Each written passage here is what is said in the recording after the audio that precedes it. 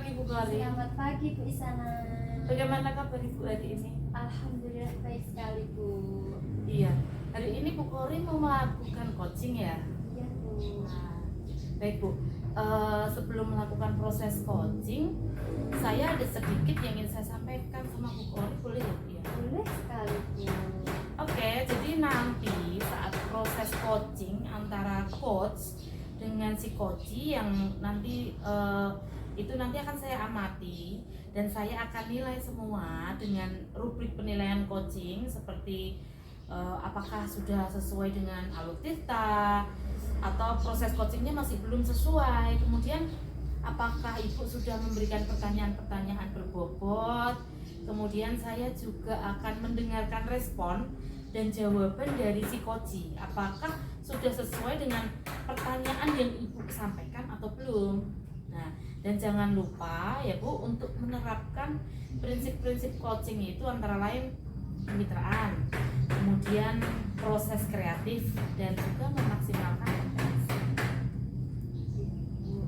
Baik Bu, sebelum melakukan proses coaching ada sedikit lagi yang akan saya tanyakan, boleh ya Bu ya? Boleh sekali Bu.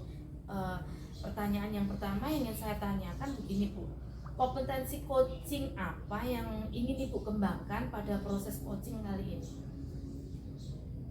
Jadi ini ya Bu ya.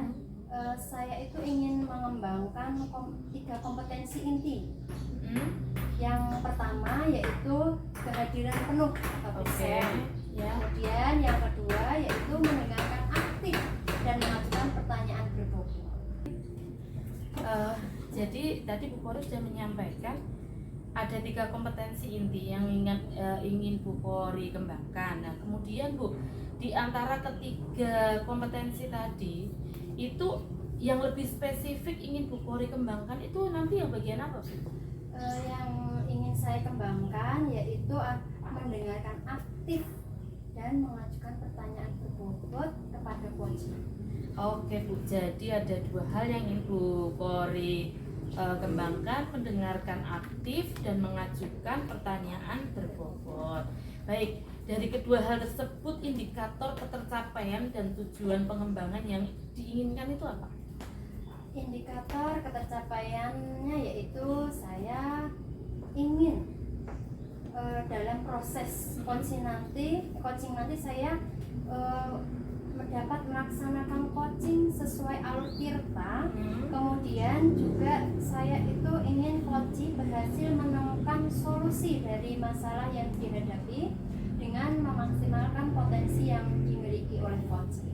Baik, jadi ada indikator ketercapaiannya di saat si coachee itu dapat menemukan solusi sendiri dari masalah yang dihadapi dengan maksimal gitu ya. Iya, dengan potensinya yang sebenarnya sudah coachee miliki gitu. Baik Bu, terima kasih atas jawaban-jawabannya.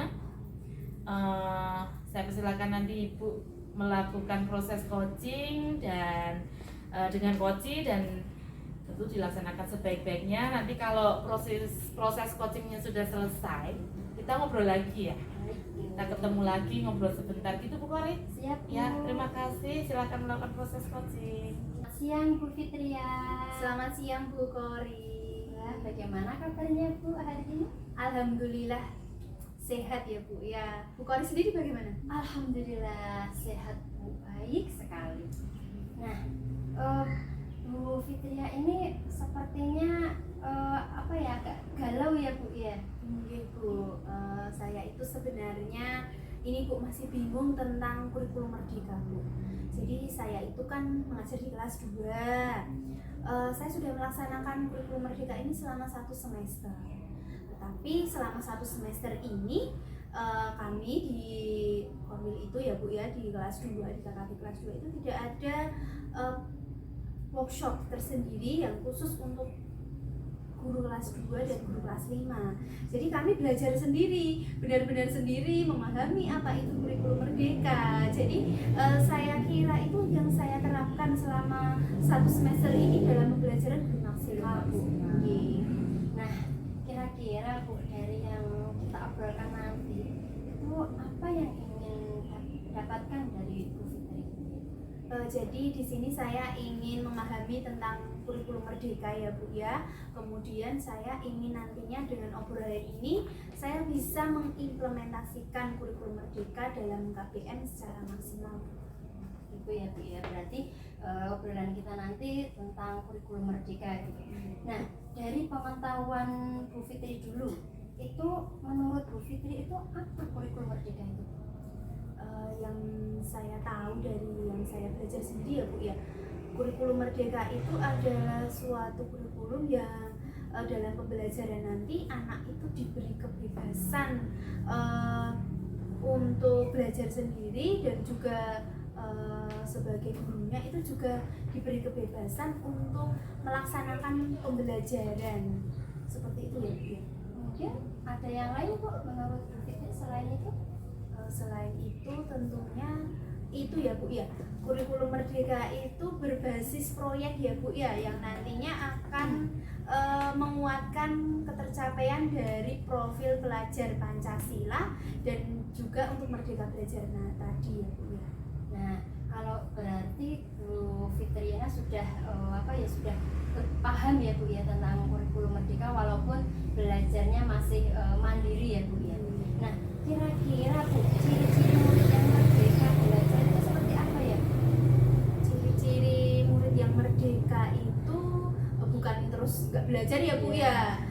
Mungkin ini ya Bu ya, anak itu bebas untuk berekspresi, kemudian bebas untuk belajar dan bebas untuk mencari sumber belajarnya ya Bu ya. Mungkin seperti itu Berarti ya. mereka sesuai dengan apa yang mereka inginkan ya Bu Iya ya. Bu. Nah, kira-kira kalau Bu Fitri apa yang akan diwujudkan untuk mewujudkan merdeka untuk anak-anak itu?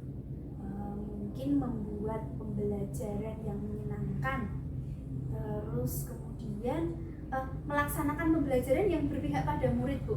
Seperti itu ya Bu ya. Berarti sudah bagus sekali ya Bu Fitri ini ya. Mungkin ada lagi Bu? Kalau tadi kan harus berpihak pada murid ya Bu, berarti kita juga harus menyesuaikan dengan kebutuhan murid ya Bu ya, dengan gaya belajarnya itu ya Bu ya, minatnya juga kita harus memperhatikan. Selain itu juga harus itu ya Bu, tentang kodrat alam dan kodrat zaman itu ya Bu ya. Ya itu, jadi kalau sesuai zaman sekarang itu berarti kita harus melaksanakan pembelajaran yang menggunakan teknologi ya Bu ya. Nah, kalau ini Bu, berarti kalau seperti itu apakah merdeka itu hanya untuk siswanya saja? Lalu gurunya bagaimana? Ya pastinya tidak hanya untuk siswa ya Bu ya, gurunya juga harus merdeka mengajar ya Bu ya. Seperti yang mengajar. Kalau siswanya kan tadi merdeka belajar, berarti kalau gurunya itu berarti merdeka mengajar. Dari indikator guru merdeka dalam mengajar itu seperti apa? Berarti kalau guru sekarang merdeka mengajar itu tidak harus sesuai di modul yang download itu ya Bu ya. Berarti kita harus berinovasi Bu, berinovasi Sesuai dengan kebutuhan Nggih, siswa tadi iya, ya, Bu, jadi ya. guru itu harus bebas dalam berinovasi, dalam mengimplementasikan dalam pembelajaran sesuai dengan kebutuhan anaknya masing-masing. Tentunya sekolah satu dan sekolah lain beda-beda. Wah, ternyata Bu Fitri ini sudah banyak sekali pengetahuan tentang kurikulum merdeka ya Bu ya. Berarti kalau menurut Bu Fitri apa yang apakah dapat pencerahan dari obrolan kita ini? Ya Bu, jadi saya sedikit ada pencerahan ya Bu. Kalau tadi itu kayaknya saya mengajar kayak gitu aja. Oh ternyata kurikulum merdeka itu tadi merdeka mengajar dan merdeka belajar. Jadi siswanya nanti kita harus memperhatikan siswa dengan cara membuat pembelajaran yang menyenangkan itu ya Bu. Dan siswanya nanti kan bebas bereksplorasi mencari sumber belajar. Nah, kalau sudah seperti itu Bu, kemudian apa rencana Bu Fitri untuk melakukan sebagai solusi dalam menghadapi kurikulum merdeka yang sudah berjalan 1 semester ini?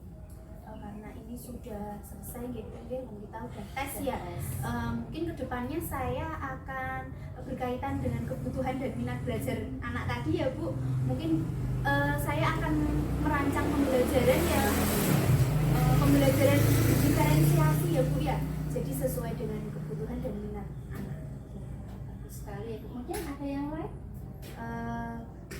Juga memanfaatkan lingkungan sekitar di sekolah saya mengajar Bu. Jadi di sana itu tentang pembuatan rengginang Bu. Jadi bisa saya masukkan ke P5 mungkin ya Bu ya. Bisa itu Bu.